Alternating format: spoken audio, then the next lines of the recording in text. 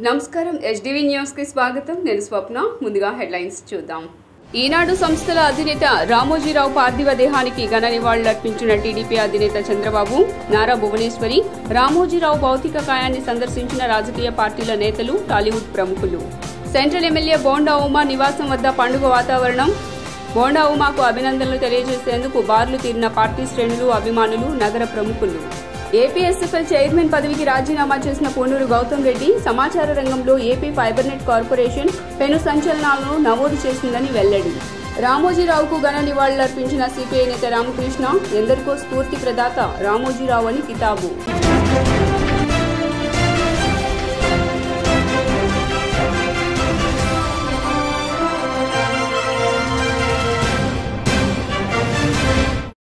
ఇక డీటెయిల్స్ చూస్తే రామోజీరావు పార్థివ దేహానికి సీఎం చంద్రబాబు నాయుడు నివాళులర్పించారు మంచిని మంచి చెడును చెడు అని చెప్పే ఆయన తీరు తనను ఆయనకు ఎంతో దగ్గర చేసిందన్నారు సమస్యలపై పోరాటంలో ఆయన తనకు ఒక స్ఫూర్తి అని కొనియాడారు ప్రజలకు మంచి పాలసీలు అందించే విషయంలో రామోజీ సూచనలు సలహాలు తాను తీసుకునేవాడినని తెలిపారు రామోజీ అస్తమయంపై కుటుంబ సభ్యులకు ఈనాడు గ్రూప్ సంస్థల సిబ్బందికి తన ప్రగాఢ సానుభూతిని తెలిపారు రామోజీరావు ఆత్మకు శాంతి చేకూరాలని చంద్రబాబు ప్రార్థించారు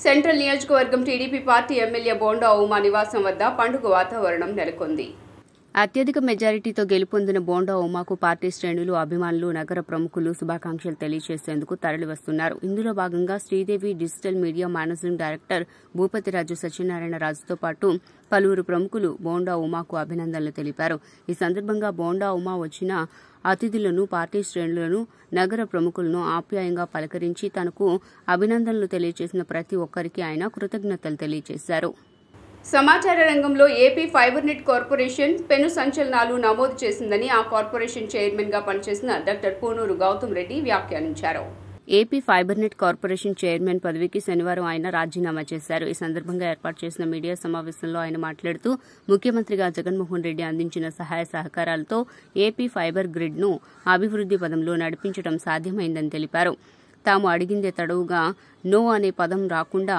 ఆయన అందించిన సహకారంతోనే తాము ఇంత అభివృద్ది సాధించామని తెలియజేశారు శాస్త్ర సాంకేతిక రంగాలు ఇంటర్నెట్ అనే వ్యవస్థతో కలిసి రాకెట్ స్పీడ్తో ప్రయాణం చేస్తున్నాయని తెలిపారు అందులో భాగంగానే మీడియా రంగంలో కూడా విప్లవాత్మక మార్పులు వచ్చాయన్నారు ఫైబర్ కార్పొరేషన్ చైర్మన్గా రాజీనామా చేస్తున్నాననేటువంటి తెలియజేస్తున్నాం నైతిక బాధ్యతని వహించి ప్రభుత్వం మారినటువంటి సందర్భంగా ఈ రాజీనామాని అందజేయటం జరుగుతూ ఉంది దీనికి తోడు ఫైబర్ గ్రిడ్కి సంబంధించినంత వరకు కూడా గతంలో అనేక 10-15 కోట్ల రూపాయలు ప్రతి నెల నష్టం వచ్చేటువంటి రీతిలో గత ప్రభుత్వాలు తీసుకున్నటువంటి నిర్ణయాల ప్రకారంగా నష్టాలు వస్తూ ఉంటే ఆ నష్టాల బాట నుంచి దాన్ని తగ్గించడానికి మినిమైజ్ చేయడానికి పూర్తి స్థాయి చర్యలు అనేటువంటి చేపట్టడం జరిగింది నాకున్నంత వరకు నా పరిజ్ఞానం అందినంత వరకు కూడా దాన్ని రమారమి ఒక 2-2.5 కోట్ల వరకు కూడా ఇప్పటికి ఇంకా కూడా లాస్లో నడుస్తూ ఉంది అయినప్పటికీ ఈ ఫైబర్ గ్రిడ్ కార్పొరేషన్ని ముందుకు తీసుకెళ్ళాలి ప్రజలకి ముంగటికి తీసుకెళ్ళాలి ఏదైతే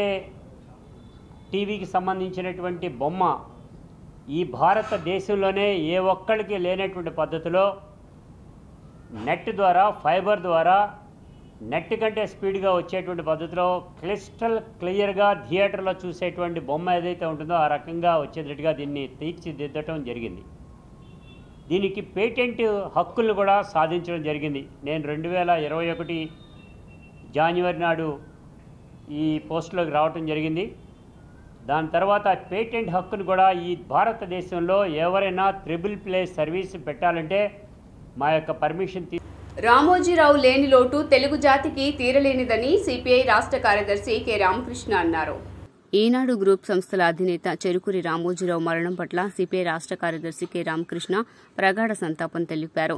ఈ మేరకు కె రామకృష్ణ నేడొక ప్రకటన విడుదల చేశారు.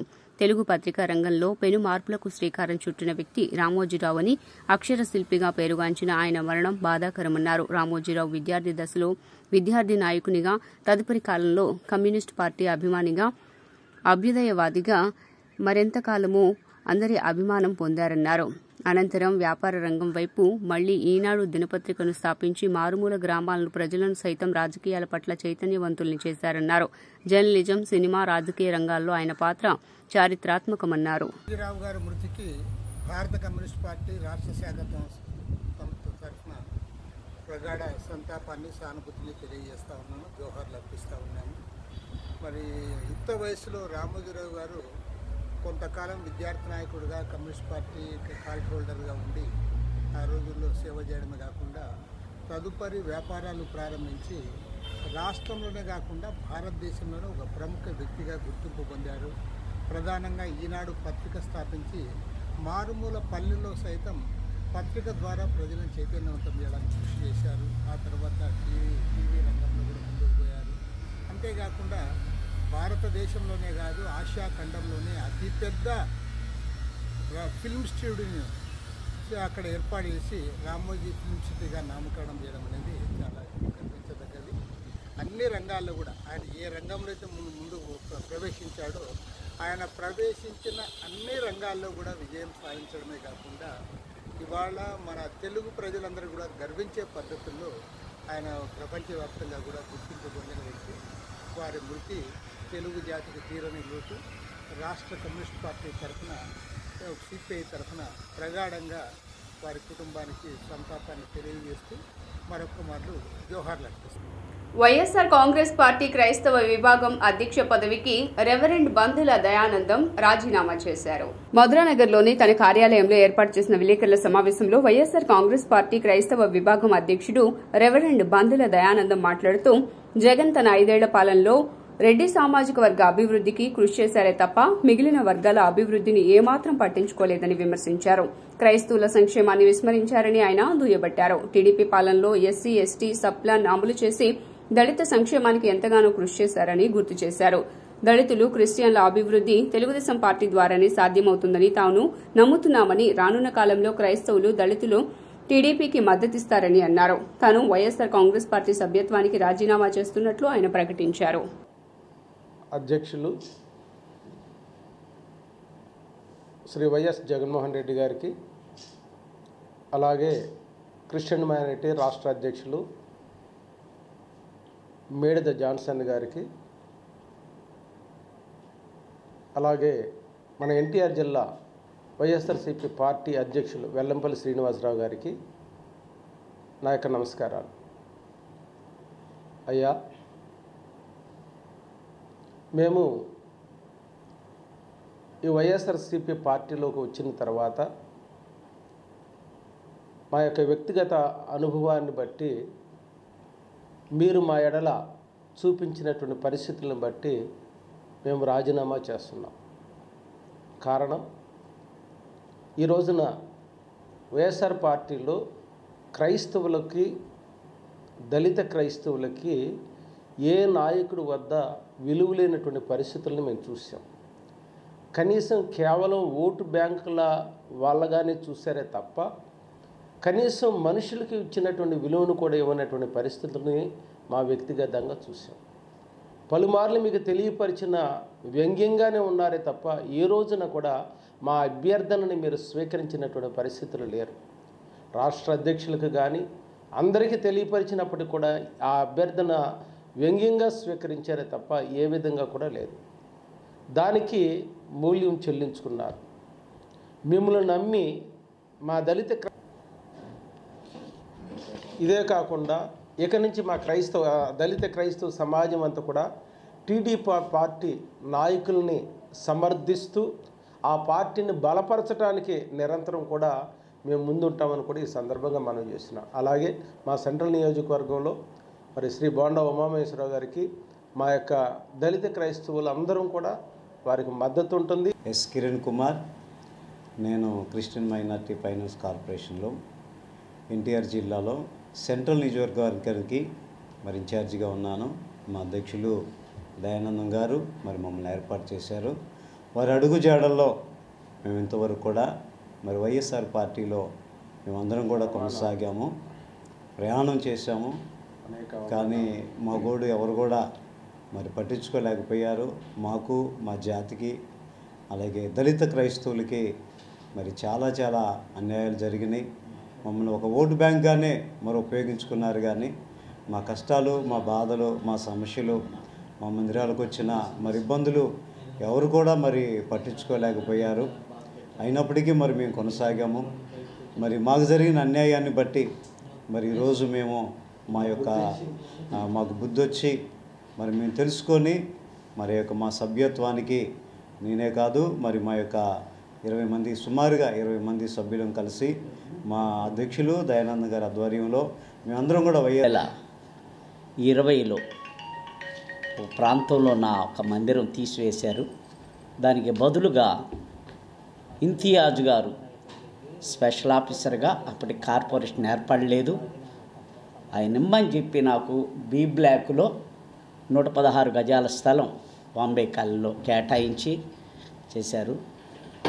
కార్పొరేషన్ అధికారుల దగ్గరికి వెళ్ళినప్పుడు మరి అప్పుడు స్థానిక ఎమ్మెల్యేగా ఉన్న విష్ణు గారి దగ్గరికి వెళ్ళినప్పుడు వారు చాలా అవమానకరంగా, నువ్వు బోండా మనిషివి, టీడీపీ, నువ్వు నా దగ్గరికి రావద్దని చాలాసార్లు అవమానకరంగా మాట్లాడినా మేము ప్రభువుని బట్టి వారిని ఎప్పుడు దూషించలేదు. ఇప్పటికి కూడా నాకు ఇంకా స్థలం రాలేదు. మొన్న మా సార్ని కలిశాను. నేను కలిస్తే గెలిచిన తర్వాత నేను మీకు చేస్తానని చెప్పి వారు మాట ఇచ్చారు. కనుక తప్పకుండా వారు మాకు ఆ స్థలం సేవకుడిగా ఇస్తే మేము కూడా వారికే సపోర్ట్గా ఉండాలని చెప్పి నిర్ణయించుకున్నాం. టీడీపీ అధినేత చంద్రబాబు 4వసారి సీఎంగా ప్రమాణ స్వీకారం చేయనున్నారు. ఏపీ అసెంబ్లీ ఎన్నికల్లో టీడీపీ, జనసేన, బీజేపీ కూటమి 164 స్థానాలతో ప్రభంజనం సృష్టించడం తెలిసిందే. టీడీపీ 135 స్థానాలతో అతిపెద్ద పార్టీగా అవతరించింది. ఈ నేపథ్యంలో చంద్రబాబు ప్రమాణ స్వీకారం కోసం వేదిక, సమయం ఖరారు చేశారు. ఈ నెల 12వ తేదీన ఉదయం 11:27 చంద్రబాబు సీఎంగా ప్రమాణ స్వీకారం చేయనున్నారు. మాజీ సీఎం జగన్తో వైఎస్ఆర్సీపీ కాంగ్రెస్ నేతలు సమావేశమయ్యారు. వైఎస్ఆర్ కాంగ్రెస్ కు పట్టున్న గ్రామాల్లో కూడా ఓట్లు పడలేదంటే ఈవీఎంలపై అనుమానాలు ఉన్నాయని, దీని గురించి లోతుగా విచారణ చేయాల్సి ఉందని నేతలు చెప్పారట. దీనికి జగన్ సమాధానమిస్తూ తనకు కూడా అనుమానాలు ఉన్నాయని, కాకపోతే ఆధారాలు లేకపోవడంతో ఇప్పుడు చేయడానికి ఏమీ లేదని తెలిపారు. మళ్లీ 5 ఏళ్ల తర్వాత ఖచ్చితంగా గెలుస్తామని, అప్పటి వరకు అధైర్యపడకుండా ప్రతిపక్ష హోదాలో అధికార పార్టీని ప్రశ్నిద్దామన్నారు. చంద్రబాబు వద్ద సీఎస్గా పనిచేసే అవకాశం రావటం ఆనందంగా ఉందని ఏపీ నూతన సీఎస్ నీరబ్ కుమార్ అన్నారు. పలువురు సీఎంలు వస్తున్నందున ప్రోటోకాల్ కోసం ప్రత్యేక బృందాలు ఏర్పాటు చేసినట్లు సీఎస్ నీరబ్ కుమార్ వివరించారు. వీఐపీలకు ఒక్కో బృందం ప్రత్యేక ఏర్పాట్లు చేస్తుందన్నారు. చంద్రబాబు ప్రమాణ స్వీకారం కోసం 2 స్థలాలు పరిశీలించామని, మంగళగిరి ఎయిమ్స్, గన్నవరం విమానాశ్రయం వద్ద స్థలాలు పరిశీలించామన్నారు.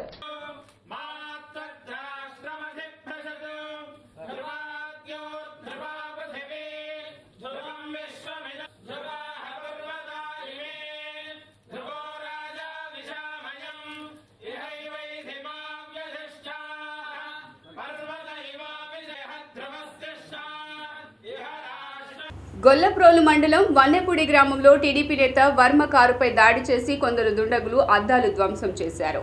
5-6 నెలల క్రితం టీడీపీ నుండి వెళ్లిపోయి జనసేనలో చేరిన వారు తనపై దాడికి పాల్పడ్డారంటూ ఆరోపించారు. కాకినాడ ఎంపీ ఉదయ శ్రీనివాస్ మనుషులే ఈ కార్యకర్తలు అని వర్మ ఆరోపిస్తున్నారు. ఎన్నికల్లో ఎంపీ విజయం కోసం తాము శ్రమించినా ఈ దాడి జరగడం ఆవేదన కలిగిస్తోందన్నారు. పవన్ కళ్యాణ్ గారు లాంటి సభ్యత, పద్ధతి ఉన్న మనిషి దగ్గర ఎలక్షన్ చేసినందుకు గర్వంగా ఉన్నాం. ఆయన దగ్గర నుంచి కానీ 2009 జనసేన పార్టీ దగ్గర నుంచి కానీ మాకు ఏ విధమైన ఇబ్బందులు లేవు. మేము ఎప్పుడు కూడా కలిసికట్టుగా ఒకే కుటుంబంలాగా మొన్న ఎలక్షన్ చేసాం, అటు పని చేసుకున్నాం. ఏదైతే తెలుగుదేశం పార్టీ నుంచి 5 నెలలు 6 నెలల ముందు వెళ్ళిన 20-25 మంది జనం ఉన్నారో వారిని స్థానిక ఎంపీ వైసీపీ పార్టీ అని చెప్పి పార్టీలో జాయిన్ చేసుకుని ఉండడం జరిగింది. వాళ్ళే ఈ దాడి చేశారు మణిపూర్లో. చేత చాలా అవుతుంటాయి, మేము ఫేస్ చేయగలం. మాకు చేతగా కాదు, చేతగాని దద్దంలో కాదు. మేము ఈ దాడి ప్రత్యక్షంగా పోలీసులు ఉన్న చోట జరిగింది, పోలీసులు ఉన్నప్పుడు జరిగింది. మేము ఒక ఆయన్ని సర్పంచ్ గారిని కలవడానికి వెళ్ళాం. ఎలక్షన్లో రకరకాలుగా చేసాం. మేము పబ్లిక్గా చేసిన వాళ్ళు ఉన్నారు, చాటుని చేసిన వాళ్ళు ఉన్నారు, వెనకుండి మాకు హెల్ప్ చేసిన వాళ్ళు ఉన్నారు. ఇవన్నీ మేము చెప్పం కదా, ఊరందరికీ చెప్పాలని పని నాకు లేదు కదా. నాకు ఆయన బాధ్యత చెప్పారు ఎలక్షన్, ఆ బాధ్యత నేను నెరవేర్చా. అంచేత వాళ్ళు దాడి చేశారు, చాలా దారుణంగా దాడి చేశారు. అందులో మా కారులో మండల పార్టీ ప్రెసిడెంట్ గారు ఉన్నారు, ఎక్స్ జెడ్పీటీసీ ప్రసాద్ గారు ఉన్నారు, ఇంకో ఎక్స్ జెడ్పీటీసీ బర్లప్పారావు ఉన్నారు, ఇంకో ఆయన ఎక్స్ ప్రెసిడెంట్ నాగు ఉన్నారు, ఇంకో ఆయన పార్టీ ప్రెసిడెంట్ శివ ఉన్నాడు. ఎంతమంది ఉండగా సడన్గా సీసాలు. గన్నవరం మాజీ ఎమ్మెల్యే వంశీ ఇంటిపై రాళ్ల దాడి జరిగింది. బెజవాడలో పట్టాపగలే టీడీపీ కార్యకర్తలు విధ్వంస కాండకు దిగారు. గన్నవరం మాజీ ఎమ్మెల్యే వల్లభనేని వంశీ మోహన్ పై దాడికి విఫల యత్నం చేశాయి. నగరంలోని లబ్బిపేట మున్సిపల్ ఎంప్లాయీస్ కాలనీలోని వంశీ నివాసముంటున్న అపార్ట్మెంట్ పై పెద్ద ఎత్తున టీడీపీ నాయకులు కార్యకర్తలు దాడి చేశారు. శుక్రవారం మధ్యాహ్నం 3 గంటల వరకు ప్రారంభమై రాత్రి వరకు కూడా విధ్వంస కాండ కొనసాగింది. వల్లభనేని వంశీ ఇంటిపై దాడి విషయంలో ఎమ్మెల్యే యార్లగడ్డ స్పందించారు. గన్నవరంలో వల్లభనేని వంశీ నివాసంపై టీడీపీ గూండాలు దాడి చేశారంటూ వైసీపీ తీవ్ర ఆరోపణలు చేయడం తెలిసిందే. దీనిపై గన్నవరం టీడీపీ ఎమ్మెల్యే యార్లగడ్డ వెంకట్రావు స్పందించారు. వల్లభనేని వంశీ అనుచరులే తమ వాళ్లను రెచ్చగొట్టారని వెల్లడించారు. వంశీ అనుచరులు తమ వాళ్లను దూషించారంటూ ఆరోపించారు.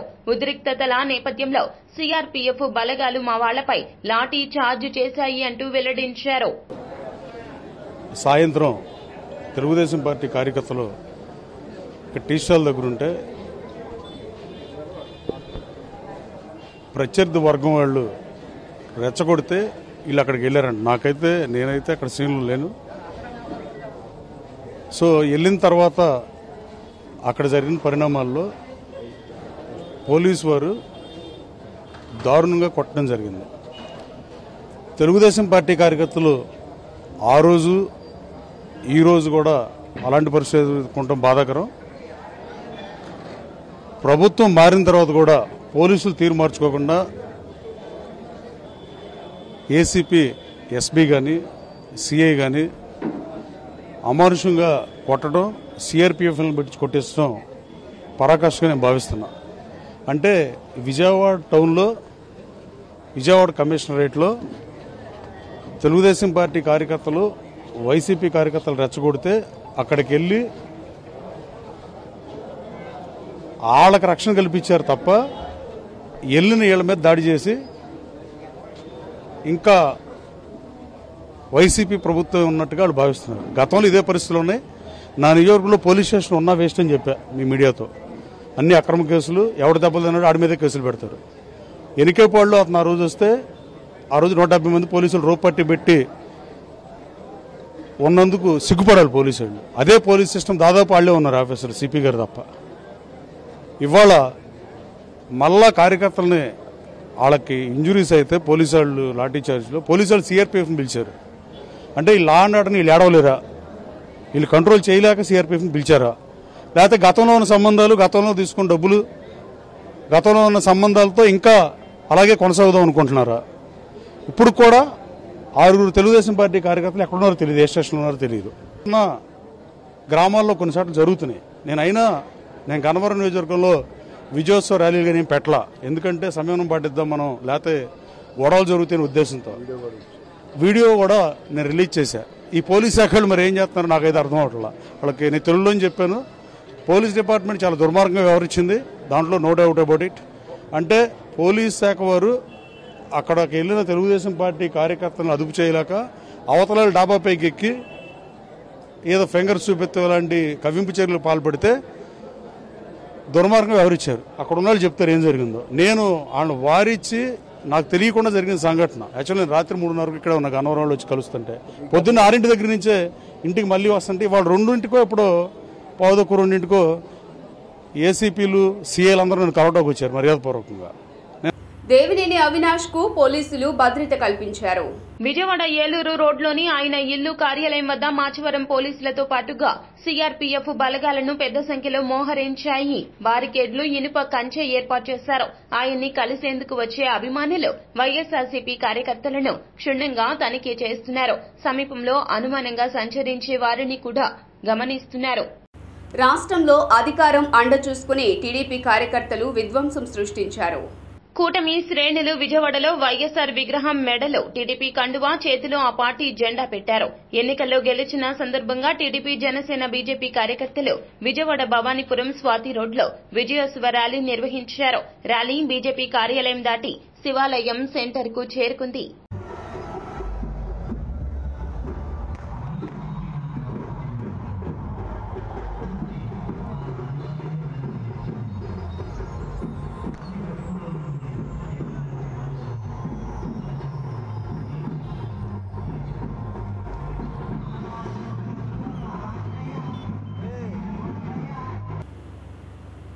వైసీపీ కవ్వింపు చర్యలు, దాడులపై చంద్రబాబు నాయుడు ఆరా తీశారు.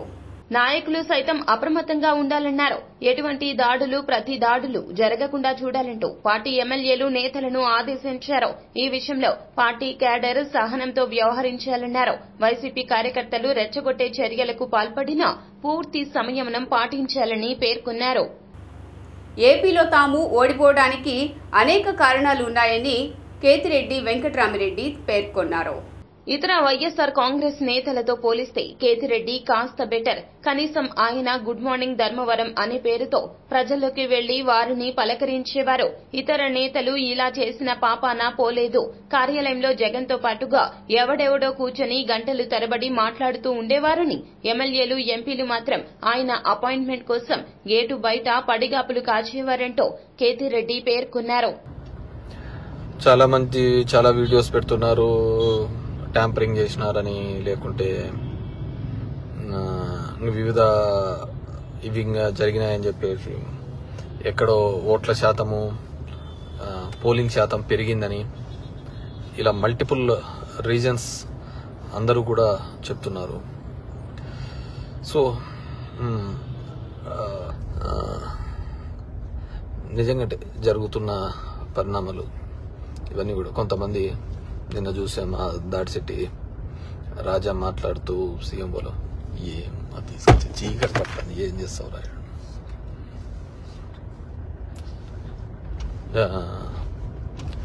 మాట్లాడుతూ చెప్పాడు. డెఫినెట్ గా దెర్ ఇస్ ఎ గ్యాప్. ఖచ్చితంగా ముఖ్యమంత్రి కార్యాలయానికి దీనికైతే ఒక గ్యాప్ వచ్చింది.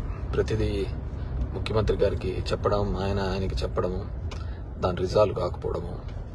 ఎమ్మెల్యేలు, మంత్రులు కూడా చాలా సందర్భాల్లో వెయిట్ చేస్తున్న సందర్భం నేను చూశాను. బయట వెయిట్ చేస్తున్న సందర్భం, లోపల ఎవడో కూర్చొని మాట్లాడుతూ అంటాడు,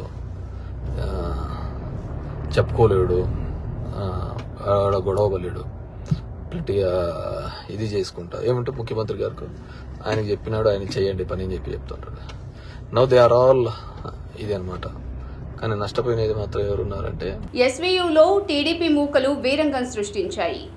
2 రోజుల క్రితం వైద్య విశ్వవిద్యాలయంపై దాడికి పాల్పడిన టీడీపీ వర్గాలు రాయలసీమకే తలమానికమైన తిరుపతిలోని శ్రీ వెంకటేశ్వర విశ్వవిద్యాలయం, శ్రీ పొట్టి శ్రీరాములు నెల్లూరు జిల్లా విక్రమ సింహపురి విశ్వవిద్యాలయంపై దాడులకు తెగబడ్డాయి. సుమారు 50 మంది టీడీపీ కార్యకర్తలు ఎస్వీయూలోకి కర్రలు, రాడ్లతో చొరబడ్డారు. నేరుగా పరిపాలనా భవనంలోకి ప్రవేశించి బీసీ శ్రీకాంత్ రెడ్డి ఛాంబర్లోకి దూసుకెళ్లారు.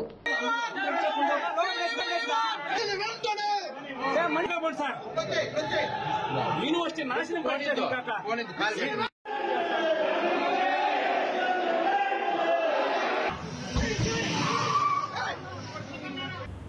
ఇంద్రకీలాద్రిపై శుక్రవారం భక్తుల రద్దీ కొనసాగింది. వేసవి సెలవులు ముగియనుండటంతో అమ్మవారిని దర్శించుకునేందుకు పెద్ద ఎత్తున భక్తులు కుటుంబ సమేతంగా ఇంద్రకీలాద్రికి తరలివచ్చారు. తెల్లవారుజాము నుండి ప్రారంభమైన భక్తుల రద్దీ మధ్యాహ్నం 2:30 గంటల వరకు కొనసాగింది. ఉదయం ఎండ తీవ్రత ఉక్కపోతతో కొండపైకి చేరుకున్న భక్తులు మధ్యాహ్నం 1 గంట తర్వాత వాతావరణం కాస్త చల్లబడ్డంతో ఆలయ ప్రాంగణంలోనే భక్తులు సేద తీరారు. హైదరాబాద్ నుండి ప్రత్యేక విమానంలో రామ్ చరణ్ రాజమండ్రికి చేరుకున్నారు. కోనసీమ జిల్లా బొబ్బర్లంకలో జరిగే గేమ్ చేంజర్ షూటింగ్ నిమిత్తం రాజమండ్రికి చేరుకున్నారు. బొబ్బర్లంకలో శంకర్ దర్శకత్వంలో నిర్మితమవుతున్న గేమ్ చేంజర్ సినిమా 3 రోజుల పాటు జరగనున్న సినిమా షూటింగ్ విమానాశ్రయంలో అభిమానులు ఘన స్వాగతం పలికారు.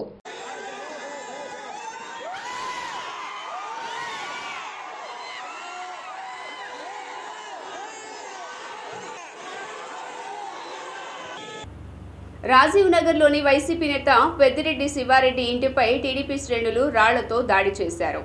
గాయాల పాలైన పోలీసులు విజయవాడ ప్రభుత్వ ఆసుపత్రిలో చికిత్స పొందుతున్నారు. గాయాల పాలైన వారిలో central ACP Bhaskar Rao, CI గుణరాం, Patamata CI Mohan Reddy, క్రింది స్థాయి సిబ్బందికి గాయాలయ్యాయి. ఒక వర్గం వారు పోలీసులపై రాళ్లు రువ్వగా గాయాలయ్యాయి.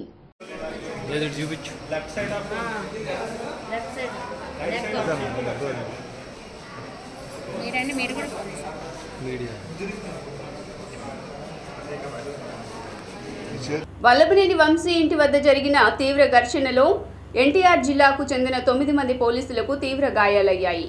గాయాల పాలైన పోలీసులు విజయవాడ ప్రభుత్వ ఆసుపత్రిలో చికిత్స పొందుతున్నారు. గాయాల పాలైన వారిలో central ACP Bhaskar Rao, CI గుణరాం, Patamata CI Mohan Reddy, క్రింది స్థాయి సిబ్బందికి గాయాలయ్యాయి. ఒక వర్గం వారు పోలీసులపై రాళ్లు రువ్వగా గాయాలయ్యాయి.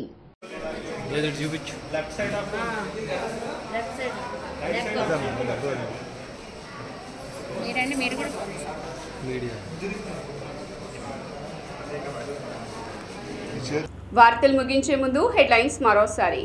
ఈనాడు సంస్థల అధినేత రామోజీరావు పార్థివ దేహానికి ఘన నివాళులర్పించిన టీడీపీ అధినేత చంద్రబాబు, నారా భువనేశ్వరి, రామోజీరావు భౌతిక కాయాన్ని సందర్శించిన రాజకీయ పార్టీల నేతలు, టాలీవుడ్ ప్రముఖులు. సెంట్రల్ ఎమ్మెల్యే బోండా ఉమా నివాసం వద్ద పండుగ వాతావరణం. బోండా ఉమాకు అభినందనలు తెలియజేసేందుకు బార్లు తీరిన పార్టీ శ్రేణులు, అభిమానులు, నగర ప్రముఖులు. ఏపీఎస్ఎఫ్ఎల్ చైర్మన్ పదవికి రాజీనామా చేసిన పూనూరు గౌతమ్ రెడ్డి సమాచార రంగంలో ఏపీ ఫైబర్నెట్ కార్పొరేషన్ పెను సంచలనాలను నమోదు చేసిందని వెల్లడి. రామోజీరావుకు ఘన నివాళులర్పించిన సిపిఐ నేత రామకృష్ణ, ఎందరికో స్ఫూర్తి ప్రదాత రామోజీరావు అని కితాబు. HDV న్యూస్ ఇంతటితో సమాప్తం. తిరిగి వార్తల్లో మళ్లీ కలుద్దాం. అంతవరకు సెలవు. నమస్కారం.